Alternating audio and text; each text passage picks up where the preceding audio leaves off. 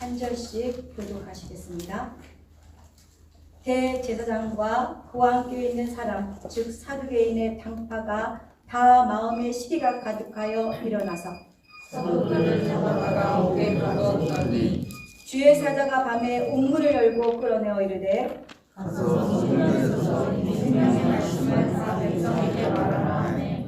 그들이 듣고 새벽에 성전에 들어가서 가르치더니 대제사장과 그와 함께 있는 사람들이 와서 공회와 이스라엘 족속의 원로들을 다 모으고 사람을 옥에 보내어 사도들을 잡아오라 하니 그들이 가서 옥에서 사도들을 모시고 하고 돌아와 이르되 우리가 보니 옥은 든든하게 잠기고 지키는 사람들이 이 문에 서 있을 때 문을 열고 본즉 그 안에는 한 사람도 없더이다 하니 성전만을 쳐 제자들의 입을 닫고 문을 지키다가 하니 사람이 와서 알리되 보소서 옥에 가두었던 사람들이 성전에 서서 백성을 가르치더이다 하니 성전은 환자가 부하들과 같이 가서 문을 잡았으나 강제로 못하면 백성들이 돌로 칠까 두려워하노라. 그들을 끌어다가 공회 앞에 세우니 대제사장이 물어 이르되 우리가 이 이름으로 선을 다시 하려고 언급하였으되 너희가 너희 가슴을 예루살렘에 가득하게 하니 이 사람의 길을 우리에게로 돌리고자 함이로다.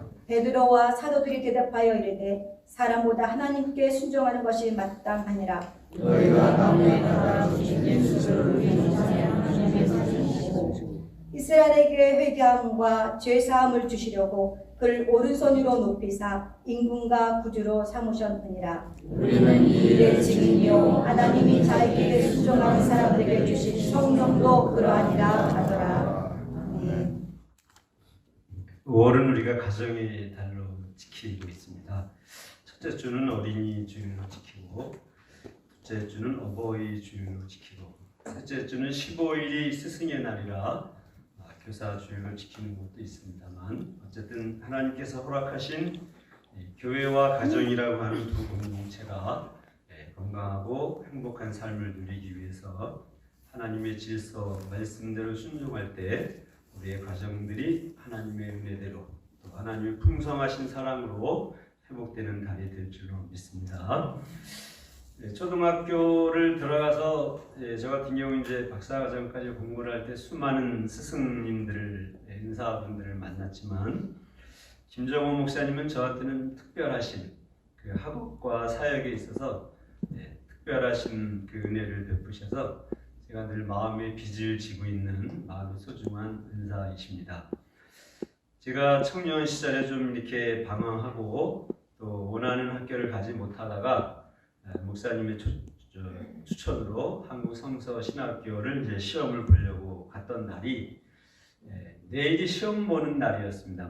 마침 그때가. 그래서 사실은 시험을 못 볼 처지에 있었는데 그때 김정호 목사님이 이제 교목과장님으로 계시면서 내일 와서 시험을 치르고 다른 사람이 서류를 준비해 가지고 오면 그렇게 되는 걸로 하겠다 그렇게 선처를 해주셔가지고 제가 늦지막히 30살에 한국성서신학교를 들어가서 공부를 하고 학사, 석사, 박사과정 마칠 때까지 늘 많은 도움을 주셨던 분이 김정우 목사님이셨습니다. 그리고 신학교 2학년 때 이제 정릉에 있는 그 정릉 선일교회라고 사역을 시작할 때도 제가 결혼을 그때 막 해가지고 낮에는 직장을 다니고 밤에 이제 신학교를 다녔는데요. 그 정릉 선일교회 청년부하고 이제 그 주일날 성가대 주일을 하러 갔었는데 청년부 모임이 금요일날 밤에 있었어요. 그래서 제가 야간에 공부를 하니까 겹쳐서 사역을 못하게 될 위기에 처해 있을 때도 김정호 목사님이 주관으로 다시 돌려주셔가지고 처음 하는 교회 사역을 잘 할 수 있도록 많은 지도와 편달을 해주신 분이 바로 김정호 목사님이셨습니다. 저는 지금까지 늘 목사님과 가정, 교회를 위해서 기도해 오면서 하나님께서 큰 은혜를 베풀어 주시고 또 하나님께 큰 영광을 돌리는 교회와 목사님의 삶이 되기를 기도하고 있었는데 오늘 이렇게 교회를 방문해서 말씀을 나눌 수 있게 돼서 감사드립니다. 잠깐 기도하시고 말씀 나누겠습니다. 거룩하신 아버지 하나님, 이 땅에 많은 교회를 사랑하여 주시는 중에 특별히 3일 성석교회를 사랑하여 주시고 김정은 목사님과 사모님 가정을 사랑하여 주셔서 주님의 몸된 교회를 오랜 기간 동안 한결같은 마음으로 섬기게 하여 주셨음을 감사드리옵나이다.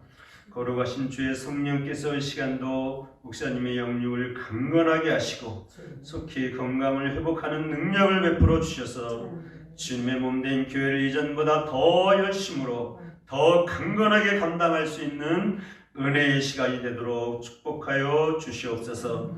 땅에 있는 성도는 존귀한 자라고 말씀하신 대로 주님이 귀하게 여기시는 성도님들을 이 교회 곳곳에 심어주셔서 오랜 시간 동안 교회가 세상의 방주로서 생명의 말씀을 증거하는 귀한 사역을 잘 감당하게 하심을 감사합니다.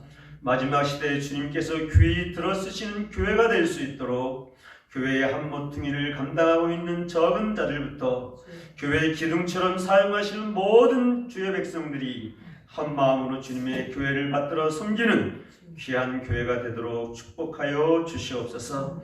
주의 성령께서 우리의 마음을 열어주시고 들을 귀를 열어주셔서 오늘도 성령을 통하여 증거하시는 말씀이 우리 삶의 힘이 되게 하시고 주님 나라에 가는 그날까지 능력으로 주님의 발자취를 따라가는 귀한 우리들의 삶이 되도록 축복하여 주시옵소서. 우리의 생명 되신 예수님의 이름으로 기도하옵나이다. 아멘.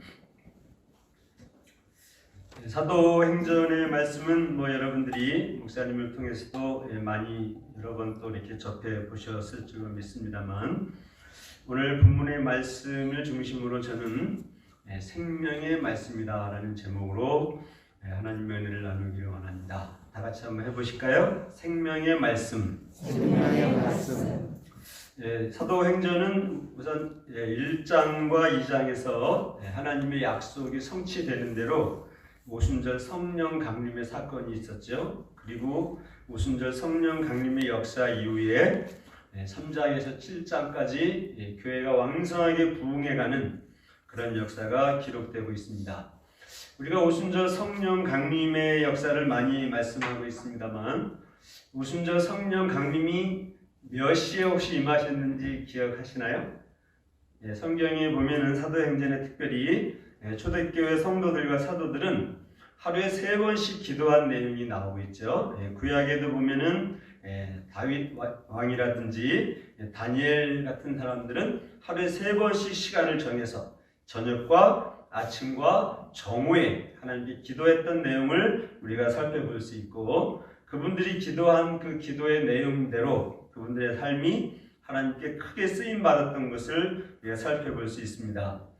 초대교회 당시에는 3시, 6시, 9시, 그러니까 이스라엘은 우리나라 시간으로 아침 6시가 0시가 되기 때문에 6시간을 더하면 성경에 있는 시간이 이제 우리나라 시간으로 환산이 되는 것이죠.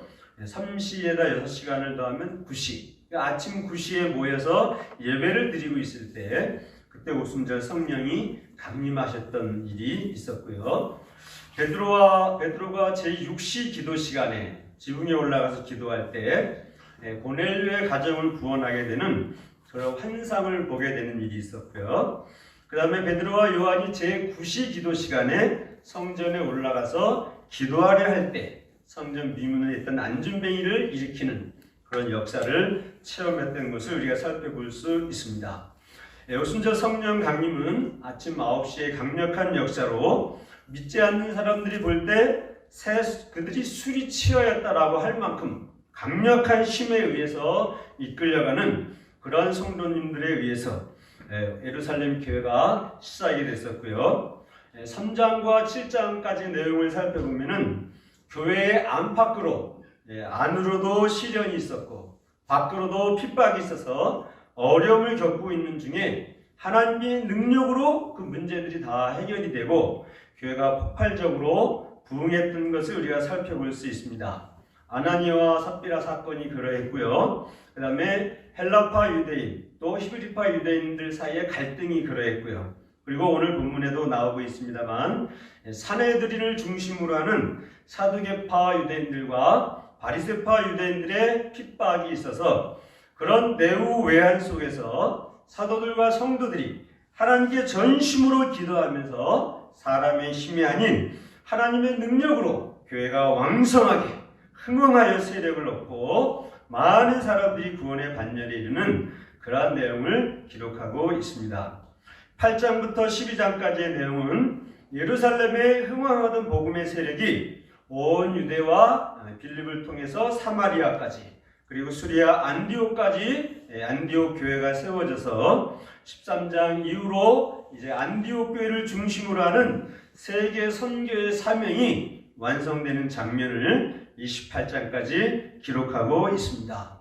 그래서 바나바와 바울이 처음에는 두 사람이 선교사로 갔다가 개인적으로 갈등이 있어서 갈라진 것으로 15장에서 표현하고 있습니다만 하나님께서는 두 팀을 따로 만드셔서 바나바와 마가라는 요한이 그 구보로에 가서 복음을 전하고 바울과 실라라고 하는 팀은 더 복음의 외연성을 확장해서 로마까지 가는 내용을 우리가 살펴볼 수 있습니다.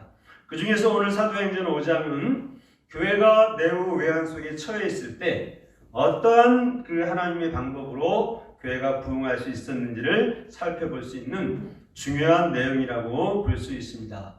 2000년대에 들어서면서 우리 한국 교회가 한국 사회에서 많은 지탄을 받기도 하고 여러 가지 어려움들을 겪고 있는 그런 내후 외환 속에 있다라고 볼 수 있는데요. 이런 어려움 속에서 다시 한번 한국 교회가 타겟책을 찾고 그리고 부흥할 수 있는 계기가 오늘 본문의 말씀에서도 답을 찾을 수 있을 것으로 생각됩니다. 먼저 우리 인도하시는 전도사님이 읽어주신 것처럼 오늘 본문의 말씀을 저는 세 가지로 여러분에게 전하려고 하는데요. 첫째는 천사들이 전한 복음의 내용이 있고, 그 다음에 복음을 대적하는 세력들이 있었고, 그 다음에 베드로와 사도들이 증거했던 복음의 내용, 세 가지로 살펴보고자 합니다. 먼저 우리 다 같이 20절 말씀을 읽어보시면, 옥에 갇혀있는 사도들을 주의 천사가 옥문을 열고 끌어내어서 하시는 말씀이 가서 성전에 서서 이 생명의 말씀을 다 백성에게 말하라 라고 명하고 있는 것을 살펴볼 수 있습니다. 우리가 읽지 않았습니다만 17절 이전의 말씀을 보면 사도들이 아나니와 삽비라 사건을 처리하고 난 다음에 많은 기적을 행하고 그리고 이 병든 사람들을 치료하고 베드로 사도의 그림자도 덮이면 병이 낫는 그런 역사를 이루게 되는 것을 시기한 까닭으로 대제사장과 함께 있는 사람들이 사도들을 옥에 가둔 그런 일들을 기록하고 있는데요. 주의 사자가 초자연적인 방법으로 이 사도들을 건져내면서 당부한 말씀은 바로 이 생명의 말씀을 전하라라고 하는 것이었어요. 그런데 물론 우리가 바울 사도의 전도 그 이력을 살펴보면 성전이 아닌 곳에서 회당에서도 복음을 전했고 또 기도하는 처소를 발견하러 가다가 복음을 전하기도 한 내용들이 나오고 있는데요.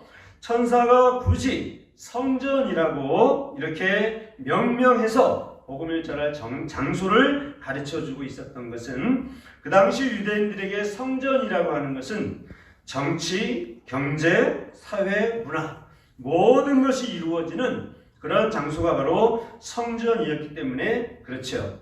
오늘 여기 나오는 성전은 특별히 헤롯 왕이 지었던 헤롯 성전이라고 불리우는 성전이죠.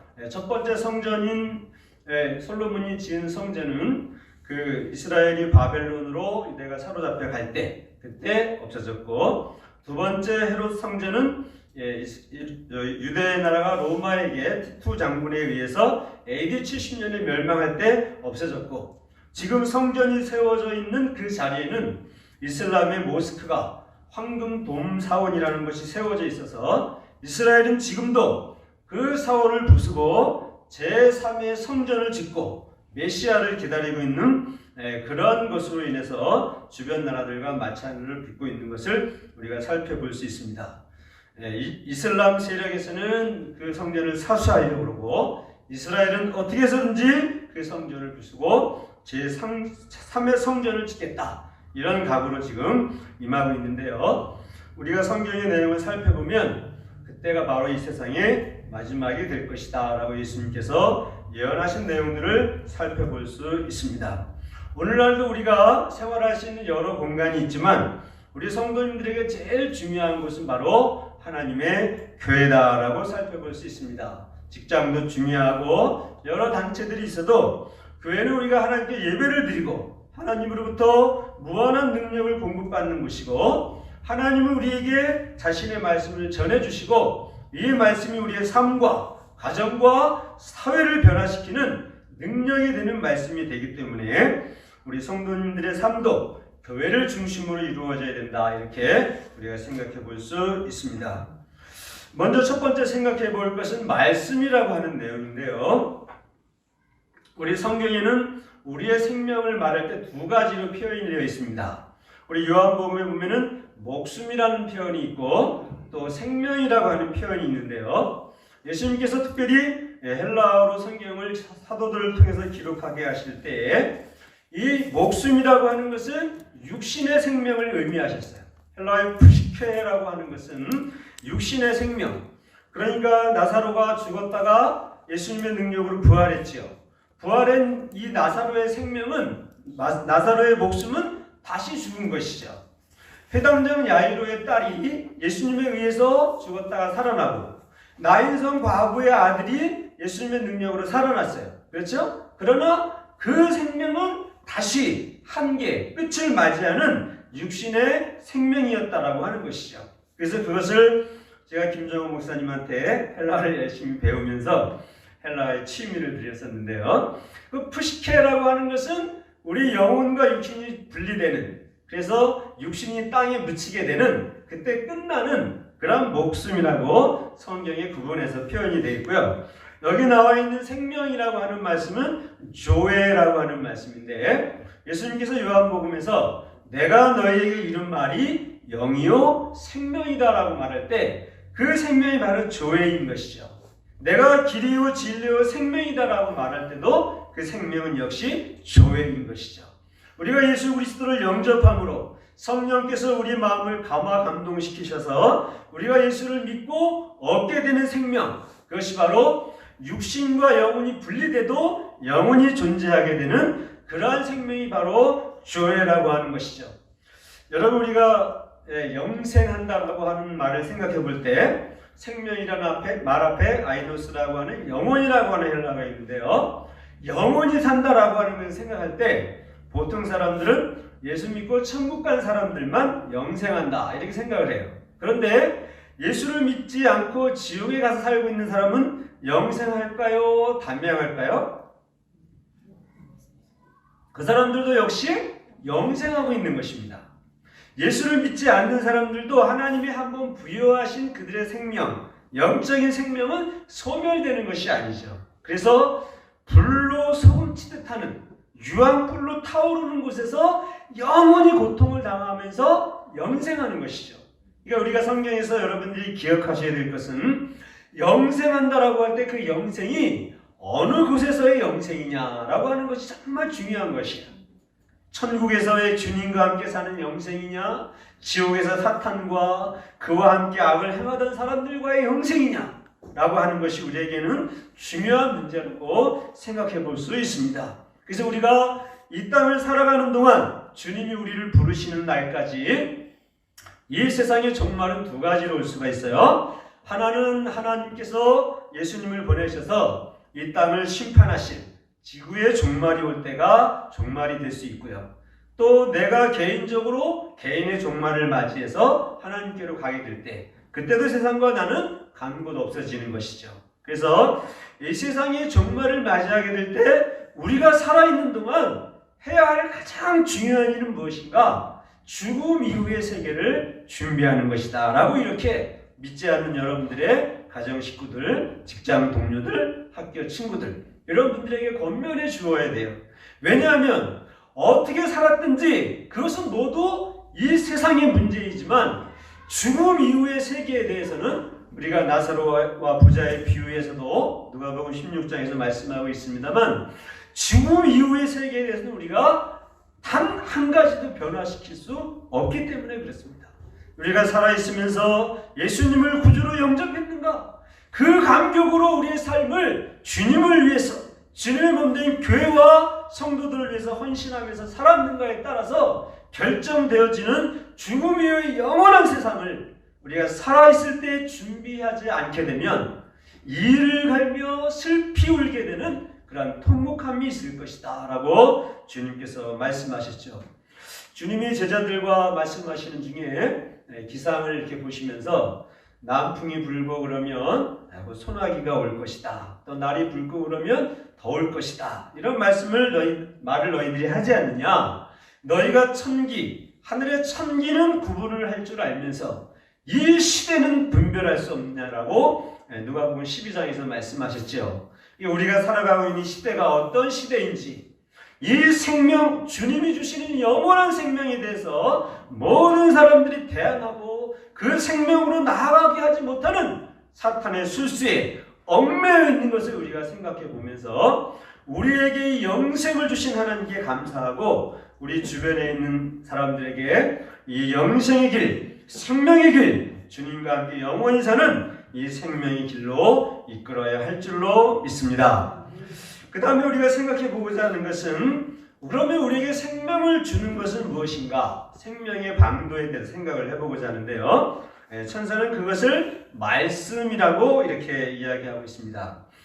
칼 바르트라고 하는 유명한 정통주의 신학을 제창한 신학자는 학자들이 평가할 때 독일의 1517년 마르틴 루터의 종교개혁이 일어나고, 그리고 이제 신비주의 신학 사상이 일어나고, 그 다음에 자유주의 신학으로 이렇게 신학이 자유화되어져 갈 때 시골에서 목회를 하던 칼 바르트라고 하는 목사님이 로마서 주석을 쓰면서 마르틴 루터가 주창했던 오직 의인은 믿음으로 말미암아 산다라고 하는 그 로마서 주석이 학자들이 평가하기를 신학자들이 놀고 있는 놀이터에 던져진 폭탄과도 같았다라고 평가하는 것을 우리가 볼 수 있는데요. 칼 바르트는 말씀을 세 가지로 구분을 했어요. 우리에게 참 중요한 말씀인데요. 첫째는 말씀으로서의 하나님. 하나님의 존재는 말씀이죠. 우리 요한복음 1장 1절에도 있었죠. 태초에 하나님이 천지를 창조하셨다. 이 말씀이 하나님과 함께 계셨으니 이 말씀은 곧 하나님이시다. 하나님의 존재 방식은 말씀이다. 그래서 말씀으로서의 하나님을 말할 때 첫 번째 말씀을 말할 수 있고요. 두 번째는 그 하나님, 말씀이신 하나님께서 우리에게 필요한 내용들을 많은 선지자들과 사도들을 통해서 기록하여 주신 성경, 기록된 말씀이 있는 것이죠. 말씀으로서의 하나님이 첫 번째이고, 두 번째는 기록된 말씀, 그것이 바로 우리가 가지고 있는 성경책입니다. 성경책은 그냥 책이 아니고 이 말씀이 우리의 영혼을 살려내기도 하고 죽이기도 하는, 우리의 질병을 치료하기도 하고 우리의 삶을 풍성하게 만드는 모든 능력이 이 말씀 속에 있다라고 하는 것이죠. 그리고 세 번째로는 목사님들을 통해서 선포되어지는 선포된 말씀, 우리가 헬라어로는 퀘리그마라고 말씀하고 있는데요. 하나님께서 예배를 통해서 선포되어지는 말씀 속에 그 말씀이 우리에게 무엇을 준다? 생명을 준다라고 하는 것이에요. 우리는 보통 말씀이라고 말을 하지만 헬라어로는 두 가지로 구분이 되어 있는데요. 하나님께서 말씀이시다라고 할 때 그 말씀은 로고스예요. 그리스의 철학자들은 이 로고스를 하나의 철학 체계로 이해해서 그것을 어떤 형 이상이다, 형 이하다 이런 체계로 나누기도 했지만, 하나님이 말씀이다라고 할 때 그 말씀을 그 철학 세상에 비추어봐서 로고스라고 말씀하고 있는 거예요. 그걸 우리는 다 몰라요. 여러분, 우리 요한계시록을 한번 찾아보시면 요한계시록 19장 13절에 보시면 예수님을 기록해둔 내용이 나옵니다. 예수님을 거기 뭐라고 기록을 했느냐 하면 요한계시록 19장 13절, 우리 다 같이 한번 읽어보실까요? 시작.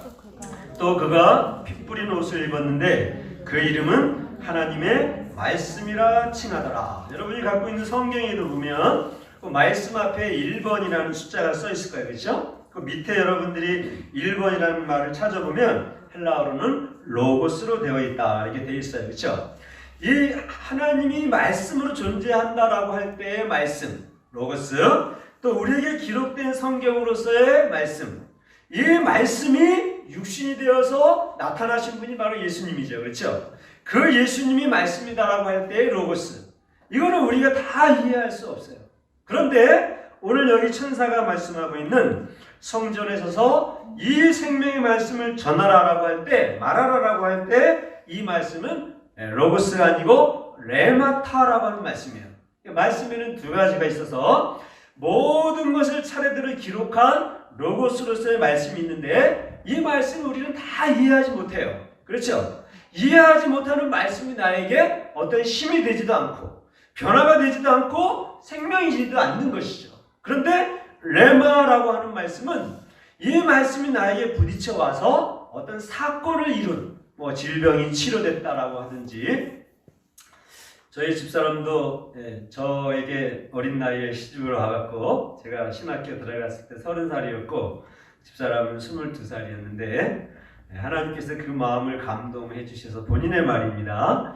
제가 좀 방황하고 있을 때 제가 이제 주일학교 교사였었거든요. 우리 집사람은 중학생이었고 청년 시절에 저 선생님은 머리도 똑똑하고 신앙도 좋고 열심히 살아가시는데 옆에서 조금만 잘 내조를 하면 훌륭한 사람이 될 수 있을 것 같은데 방황하고 있는 제가 너무 안쓰러워가지고 저 선생님을 좀 도와드려야 되겠다, 이런 감동을 하나님이 주셨다라고 해요. 그래서 본인은 자신이 없었고 어머님을 통해서 장모님이 어느 날 이제 교회를 찾아오셨어요. 제가 29살 때 그 청년회 회장일 때인데 어머님하고 장모님하고 저하고는 17, 18살밖에 차이가 안 나니까 40대 후반에 나름대로 멋을 낸 아주머님이 주일에 교회를 찾아오셨어요. 그래갖고 저를 찾는 거예요. 제 이름이 심중식인데 심중식이라는 사람을 만날 수 있느냐? 제가 심중식이라고 그랬더니 좀 만나자. 그리고 옆에 다방에 가서 이제 우리 사모님을 데리고 가서, 우리 사모님 이름이 성은주인데 가서 이야기를 하는 중에 우리 사모가, 우리 딸이 당신을 너무 사랑해서 밥도 안 먹고 직장을 다니는데 굶고 다닌다. 그러니까 자네가 우리 딸을 책임을 져라. 이렇게 얘기를 하시는 거예요. 그래서 제가 그때만 해도 제가 열심히 기도하고 막 거듭남을 체험하고 말씀 읽고 그럴 때였기 때문에 이제 우리 집사람이 그 어머님이 절에를 다니셔서 그 보살들이 입는 그 회색빛 옷 있지 않습니까?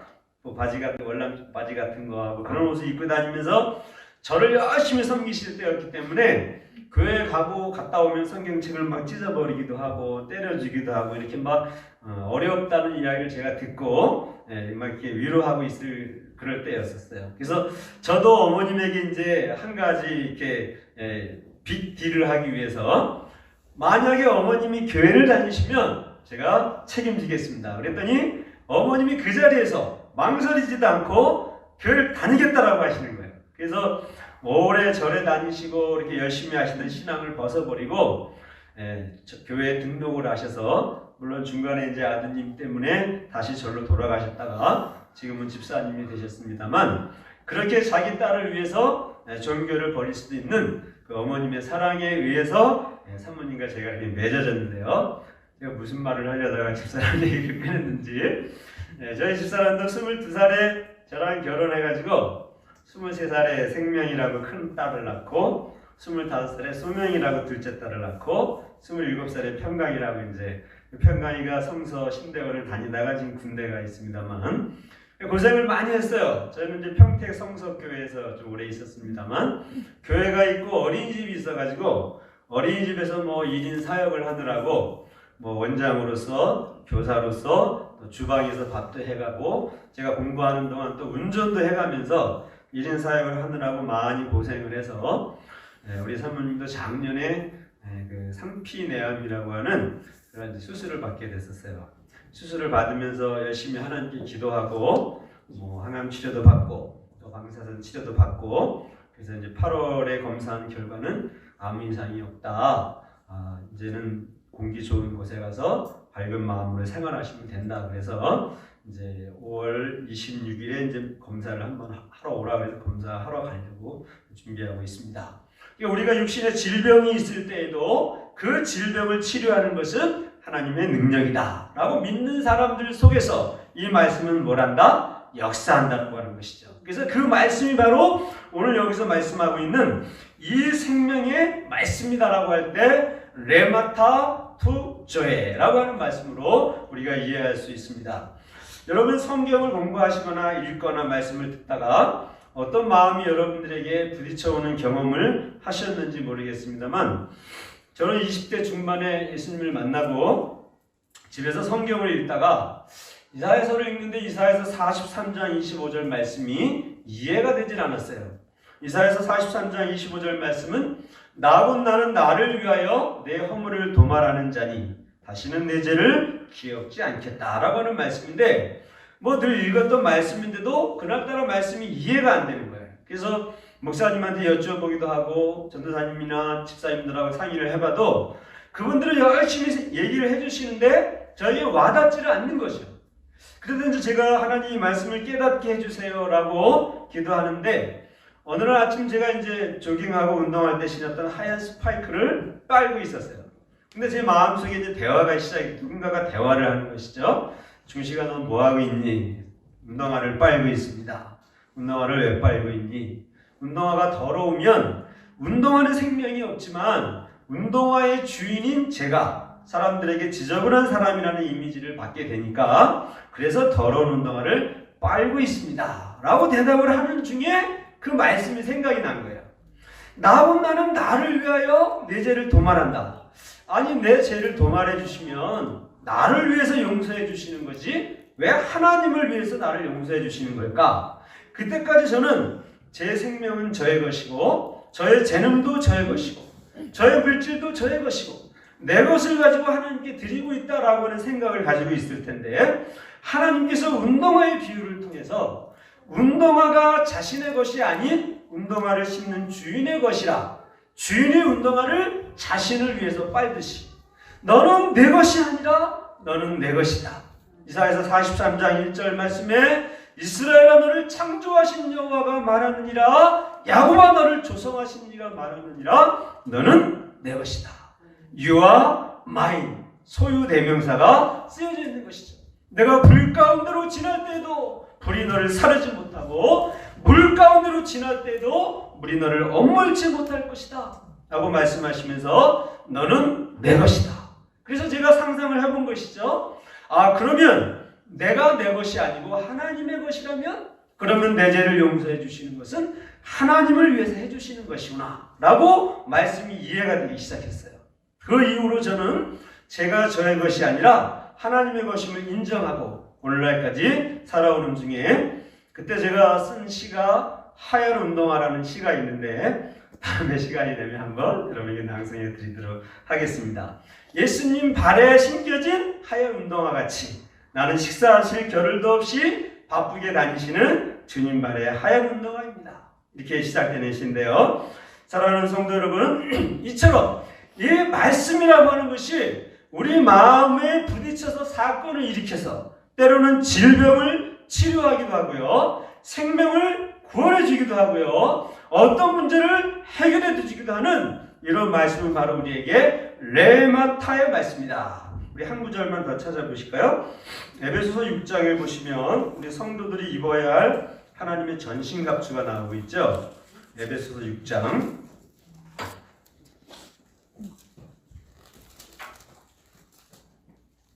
에베소서 6장 17절 말씀해 보시면 하나님의 전신갑주의 마지막 부분에 17절을 다 같이 한번 읽어보실까요? 시작.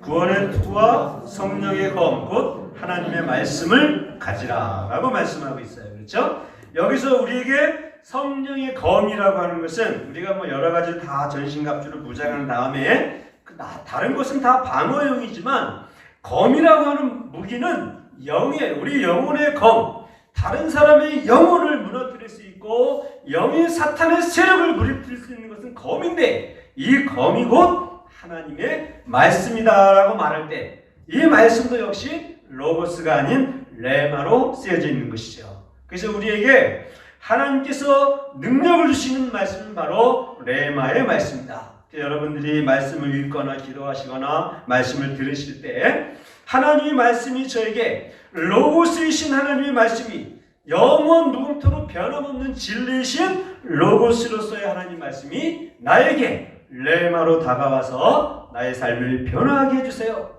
나의 질병을 치료하여 주세요. 가정의 문제를, 자녀의 문제를 해결해 주세요 라고 기도할 때 하나님의 이 말씀을 우리가 체험하는 능력을 허락해 주실 줄로 믿습니다. 그래서 오늘 천사는 다른 여러 가지 말이 있겠지만 베드로와 사도들을 옥에서 초자연적인 능력으로 건져주면서 당부한 말씀이 바로 성전에 서서 이 생명의 말씀, 육신의 생명이 아닌 영혼의 생명을 건져내는 레마의 말씀을 다 말하라 라고 말씀하고 있는 것이죠. 이 말씀의 근거에서 우리도 우리의 삶 속에서 우리가 신앙생활하면서 겪었던 그 능력의 말씀을 주변의 사람들에게 증거해서 영원한 지옥으로 향하고 있는 사람들을 영원한 주님과 함께하는 생명으로 이끌어가는 것이 우리의 중요한 사명이 될 줄로 믿습니다. 두 번째, 이 복음은 반드시 반대하는 세력들이 있다라고 하는 것이에요. 오늘 본문에는 산헤드린과 대제사장들로 나와 있습니다만 산헤드린은 두 가지, 정치적으로는 사두개인들이 지배하고 있었고요, 종교적으로는 바리새파 사람들이 지배하고 있었어요. 이 말씀을 반대하는 세력은 사람의 세력인 것 같아도 배후에는 반드시 누가 역사하고 있다? 악한 영이 역사하고 있다. 요한계시록 12장 19절을 여러분이 집에 가서 찾아보세요. 거기 보면 큰 영, 옛뱀, 마귀, 사탄이라고 하는 4번 번복해서 나오는 말씀이 있어요. 아담과 하와를 이렇게 타락하게 만들었던 옛뱀, 큰 영이라고 불리우는 리오야단이라고 불리우는 존재가 바로 마귀고 사탄이다. 사탄이라고 하는 것은 대적자라고 하는 뜻이고요, 마귀라고 하는 것은 악한 영이라고 하는 존재입니다. 우리가 살아가고 있는 세상은 세 부류로 나눠져 있어요. 사도 바울께서 천국의 체험을 말씀하시면서 3층천을 말씀하셨죠. 그렇죠? 내가 3층천에 올라가서 하나님을 배웠다. 하나님이 계신 시편에 나오는 하늘들의 하늘이라도 더 하이스트 헤븐이라고 되어 있는 3층천, 거기는 하나님이 계시고 북극 지표라고 6기서에 나와 있어요. 두 번째 하늘은 사탄이 지배하고 있습니다. 그래서 에베소서에 보면 공중 권세 잡은 자, 그 공중 권세가 바로 the air of the kingdom이라고 되어 있어요. 공중에 나라가 있다라고 하는 거예요. 하나님이 계신 하나님의 나라가 있고 공중에 사탄이 지배하고 있는 공중의 나라가 있어요. 여러분, 예수님의 비유 중에 보면 귀신을 쫓아냈는데 귀신이 어디로 가 있죠? 귀신이 어디로 들어갔어요? 물 없는 곳으로 찾아갔다고 했어요. 그렇죠? 그래서 노아의 홍수 이후에 물이 다 땅으로 비가 돼서 흘러내린 그 공중 권세 잡은 사탄의 권세가 있어서 우리들의 싸울 것은 혈과 육이 아니요 정사와 권세와 이 어둠의 세상 주관자들과 하늘에 있는 악의 영들이다라고 말할 때 사탄의 왕국을 언급할 수가 있고, 셋째, 그 다음에 하늘이 바로 우리가 살고 있는 이 하늘을 생각해 볼 수 있습니다. 죄에 사로잡힌 사람은 사단의 도구가 돼서 복음을 방해하고 있고요, 죄에 사로잡힌 단체는 사탄의 도구가 되어서 오늘 우리가 살아가고 있는 이 세상의 복음이 흥하지 못하도록 방해하고 있는 것을 볼 수 있습니다. 헬라어로 코로스라고 하는 말은 과욕이라고 하는 말이 있어요. 탐심이라고 하는 말이 있는데요, 경기가 좋거나 번영할 때 사람들에게 도덕적 해이를 가져오게 되는 현상, 그래서 코로스라고 말을 하게 되고, 이것이 코로나라고 하는 말로 변경이 되면 그런 욕심을 가지고 있는 사람들이 모여서 사람들이 하는 것을 구경하는 것을 코로나라고 말을 하고요, 그 코로나라고 하는 말과 스타디움이란 말이 합성이 돼서 콜로세움이라고 하는 로마의 유명한 원형 경기장이 거기서 탄생이 되는데요, 그 경기장에서 복음을 위해서 픽박한 많은 내용들을 우리가 살펴볼 수 있어요. 여러분, 오늘 요즘에 우리가 코로나로 인해서 많은 어려움을 겪고 있는데 10여 년 전부터 중국의 시진핑이라고 하는 사람은 중국 호북성 우한시라고 하는 것을 종교 시범 지역으로 선포를 했습니다. 그리고 그곳에 있는 모든 선교사들을 축출을 하고 교회들을 박멸하기 시작했습니다. 우한교회라고 하는 10,000명이 넘는 교회를 다이너마이트로 폭파하면서 성도들의 기득권을 포기하게 만들고 재산권을 침해하는 이런 기독교 박해 정책을 쓰기 시작하면서 그런 정책을 온 중국 전역으로 퍼져가고 시진핑 자신을 우상화하는 그런 정책을 펴고 있는 와중에 우한시에서 코로나 바이러스, 우한 바이러스라고 하는 질병이 생겨난 것은 결코 우연이 아니라고 할 수 있습니다. 중국을 중심으로 해서 로마 세계에서도 많은 기독교인들을 핍박했었죠.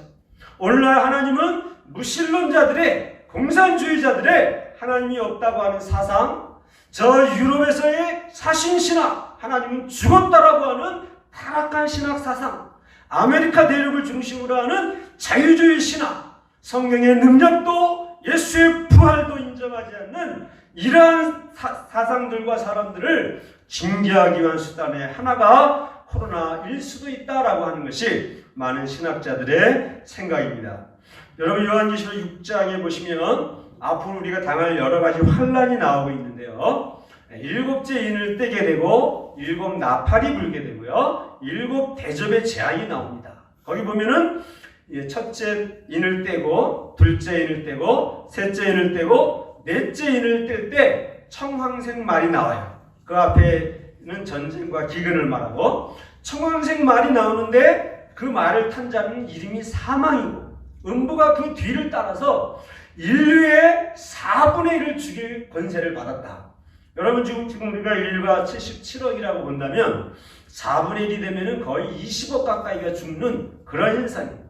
검과 흉년과 질병과 이 땅의 짐승들로 인류의 4분의 1을 죽인다라고 하는 7년 대환란이 예고되어 있는 것을 우리가 생각해 볼 수 있습니다. 그래서 우리가 믿음을 지키고 우리의 믿음을 잃어버리지 않도록 깨어 있어야 하는 중에 이 코로나가 우리나라와 온 세계를 공격하고 있는 그 중에서 우리는 생명의 말씀을 더욱 든든히 지키면서 우리를 대항하는 세력들을 물리쳐야 되겠다라고 생각합니다. 시간이 많이 가서 간단하게 말씀드리겠습니다. 세 번째로는 베드로와 사도들의 복음 증거인데요. 거듭난 사람들이 이 세상을 살아갈 때 우리가 유일하게 순종해야 될 대상은 바로 하나님밖에 계시지 않다. 그러면서 너희가 나무에 달아 죽인 예수, 신명기 21장 22절에 나무에 달린 자마다 저주를 받았다. 예수님은 온 인류의 저주를 자기의 한 몸에 담당하시고 그리고 십자가에서 죽으셨는데 그 일을 사탄이 유다를 통해서 바리새파 제사장들을 통해서 그렇게 너희가 예수를 죽였지만 하나님은 우리의 조상의 하나님이 그 예수를 살리셨다라고 말씀하고 있어요. 여러분 말씀의 능력을 우리가 생각해 볼 수 있죠. 말씀은 죽은 자도 살리는 하나님의 능력이 된다라고 하는 것이에요. 우리의 기독교 신앙에 있어서 반드시 우리가 붙잡아야 할 것은 어떤 신비스러운 현상도 아니고 체험도 아니고 하나님의 말씀. 이 로고스의 말씀이 우리 가슴에 새겨진 레마의 말씀인 줄로 믿습니다. 그러면 하나님이 이렇게 우리 조상의 하나님이 너희가 나무에 달아 죽인 예수를 살리신 목적이 무엇인가? 두 가지로 나와 있어요. 첫 번째로는 이스라엘로 회개케 하여 죄사함을 얻게 하려고, 두 번째로는 우리 예수님을 임금과 구주로 삼으시려고, 그리고 세 번째로는 사도들과 성령께서 이러한 일들의 증인이 되게 하시려고 하나님께서 예수를 다시 살리셨다라고 말씀하고 있는 것이죠. 저는 여기에 모인 모든 성도님들이, 저를 포함한 모든 성도님들이 우리가 지은 허다한 구름 같은 죄악들을 예수님 앞에 다 회개하고 주님의 보혈로 제사함을 받아서 영생을 소유한 줄로 믿습니다. 이러한 것이 우리가 살아가고 있는 이 사회에 퍼져나가야 되기 때문에 하나님은 우리의 죄를 속죄하는 것으로 예수님의 죽음으로 만족하지 아니하시고 그 예수를 다시 살리심으로 말미암아 하나님께서 죄사함의 권세가 예수에게 있다라고 하는 것을 확증해 주셨고, 예수님을 임금이라고 하는 것은 정치적인 측면에서 앞으로 온 세상을 재림해서 다스리실 예수님, 그리고 구주라고 하는 것은 종교적인 측면에서 죄에 빠진 인류를 구원할 수 있는 유일한 구원자. 사도행전 4장 12절에서 말씀하고 있는 것처럼 천하와 인간의 구원을 얻을 만한 다른 이름을 우리에게 주신 일이 없다. 예수 그리스도 외에는 구원자가 없다라고 하는 것을 선포하고 있는 것이죠.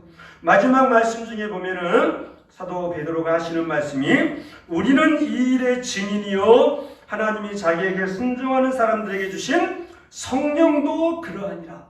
증인이라고 하는 말에는 목사님이 설명해 주셨겠지만 순교자라고 하는 의미가 있어요.